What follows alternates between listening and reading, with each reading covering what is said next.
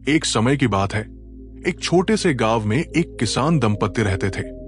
दोनों बहुत मेहनती थे, लेकिन किस्मत जैसे उनके साथ कभी नहीं थी। बरसात का मौसम कभी समय पर नहीं आता, तो कभी इतनी तेज होती कि पूरी फसल बच जाती। कभी कीड़े फसल नष्ट कर देते, तो कभी मंडी में दाम इतने कम मिलते कि मेहनत का भी मोल नहीं रह जाता। फिर भी वे दोनों हर सुबह सूरज से पहले उठते, मिट्टी में अपने सपनों के बीज बोते और शाम को थके हुए शरीर से लौटकर भगवान से सिर्फ यही प्रार्थना करते कि अगले साल कुछ बेहतर हो। उनका बेटा था राहुल, उम्र लगभग 25 साल, समझदार, भावुक और दिल का सच्चा। बचपन से ही उसने अपने मां बाप को खेतों में कड़ी मेहनत करते देखा था। जब वो उनके झुर्रियों भरे चेहरों को देखता, जिन पर सूरज की तपिश और जीवन की कठिनाइयां दोनों की छाप थी, तो उसके मन में एक टीस उठती। वो सोचता, क्या हमारी किस्मत में बस संघर्ष ही लिखा है? क्या हम गरीबों के लिए ही पैदा हुए हैं? एक शाम राहुल खेत से लौटकर बरामदे में बैठा था।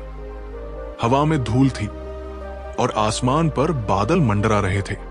उसने मां से कहा, मां, क्या भगवान ने हमें गरीब बनने के लिए ही भेजा है? मां ने मुस्कुराते हुए कहा, बेटा, भगवान किसी को गरीब नहीं बनाता। मेहनत न करने वाला खुद अपनी गरीबी का कारण बनता है। तकदीर तो वही लिखता है जो मेहनत करता है। राहुल मां की बात सोचता रहा। रात भर नींद नहीं आई। वो समझ गया कि अगर उसे कुछ बदलना है तो उसे खुद से शुरुआत करनी होगी। अगले दिन उसने ठान लिया, अब अपनी तकदीर खुद लिखूंगा। अब हालात को दोष नहीं दूंगा, बस मेहनत करूंगा। सुबह सुबह वो गांव की मंडी गया। वहां उसने देखा कि कई लोग ठेले पर सब्जियां बेच रहे हैं। कोई टमाटर ले लो चिल्ला रहा था, तो कोई आलू सस्ते में। राहुल ने सोचा, क्यों ना मैं भी यही करूं? मां बाप को भी थोड़ा आराम मिलेगा और मैं खुद कमाना सीखूंगा। उसने अपनी थोड़ी सी बचत निकाली और उससे आलू, टमाटर, गोभी, पालक जैसी सब्जियां खरीदी। एक पुराना ठेला किराए पर लिया और गलियों में निकल पड़ा। आलू ले लो, टमाटर ले लो, ताजी सब्जियां, सस्ती सब्जियां। उसकी आवाज गली गली गूंजती रही। शुरू में लोग हंसते थे, अरे देखो, किसान का बेटा ठेला चला रहा है। कुछ ताने मारते, कुछ मजाक उड़ाते, लेकिन राहुल के चेहरे पर आत्मविश्वास था। उसे किसी की परवाह नहीं थी। वो जानता था कि मेहनत करने वाला कभी छोटा नहीं होता। कभी दिन अच्छा जाता तो कभी पूरा दिन बीत जाता और ठेले पर सब्जियां बच जाती। कई बार बरसात में भीग जाता तो कभी धूप में पसीने से तरबतर हो जाता, लेकिन उसने ठेला लगाना नहीं छोड़ा। हर दिन कुछ नया सीखता। कौन सी गली में ग्राहक ज्यादा है, कौन सी सब्जियां जल्दी बिकती है, कैसे ताजगी बनाए रखनी है। उसकी मेहनत धीरे धीरे रंग लाने लगी। एक दिन उसके मन में विचार आया, जब मैं मंडी से सब्जियां खरीद कर बेचता हूं, तो क्यों ना मैं खुद अपनी सब्जियां उगाऊं? इससे खर्चा भी बचेगा और लोगों को ताजी सब्जियां भी मिलेंगी। उसने ये बात पिता से कही। पिता ने थोड़ा सोचा और बोले, अगर मन में लगन सच्ची है तो धरती भी साथ देती है बेटा। राहुल की आंखों में चमक थी।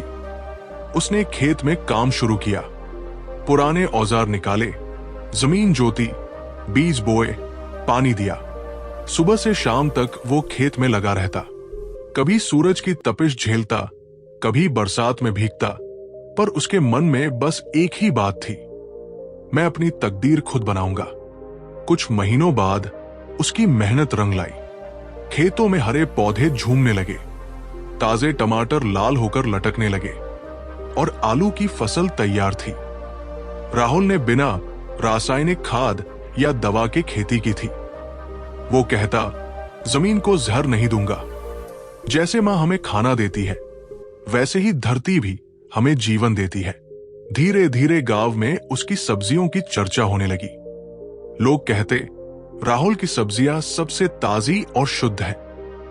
आसपास के गांवों से लोग उसके यहां आने लगे। अब उसने ठेले की जगह एक छोटी दुकान बना ली। दुकान के ऊपर बोर्ड लगाया, राहुल ऑर्गेनिक सब्जियां, मेहनत की उपज। उसकी दुकान पर हमेशा भीड़ रहती। कुछ ग्राहक कहते, भैया आपकी सब्जियों में खुशबू है, ये तो सच्ची धरती की महक है। राहुल मुस्कुरा देता। उसे याद आता कैसे कभी वही सब्जियां बेचते समय लोग मजाक उड़ाते थे और आज वही लोग उसकी तारीफ करते नहीं थकते। धीरे धीरे उसका कारोबार बढ़ा। उसने गांव के कुछ युवाओं को भी साथ रखा, उन्हें सिखाया कि कैसे प्राकृतिक खेती की जाए। उसने कहा, रासायनिक खेती से जमीन मर जाती है, पर जैविक खेती से जमीन भी जिंदा रहती है और किसान भी। राहुल अब सिर्फ अपने लिए नहीं, पूरे गांव के लिए प्रेरणा बन गया था। वक्त बीतता गया और राहुल की मेहनत रंग लाती गई। उसने अपनी आमदनी से खेतों में मोटर लगवाई, घर की छत पक्की करवाई और मां के लिए नया सिलाई मशीन खरीदा। उसके पिता गर्व से कहते, हमारा बेटा अब हमारी तकदीर बन गया है। राहुल के चेहरे पर मुस्कान थी, लेकिन उसका दिल अब और बड़ा हो गया था। उसने गांव के बच्चों के लिए शाम को एक छोटा सा क्लास शुरू किया, जहां वो उन्हें सिखाता कि मेहनत और ईमानदारी से ही जीवन का अर्थ पूरा होता है। एक दिन पत्रकार उसके गांव आए। उन्होंने उससे पूछा, राहुल तुम्हारी सफलता का राज क्या है? राहुल मुस्कुराया और बोला, मेहनत ही तकदीर है।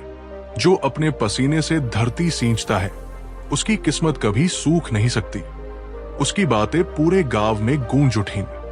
राहुल अब सिर्फ किसान नहीं रहा, वो उम्मीद का प्रतीक बन चुका था। हर घर में उसके नाम की चर्चा होती।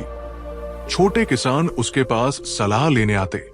वो कहता, मैंने कुछ नया नहीं किया, बस अपनी मां की बात मानी।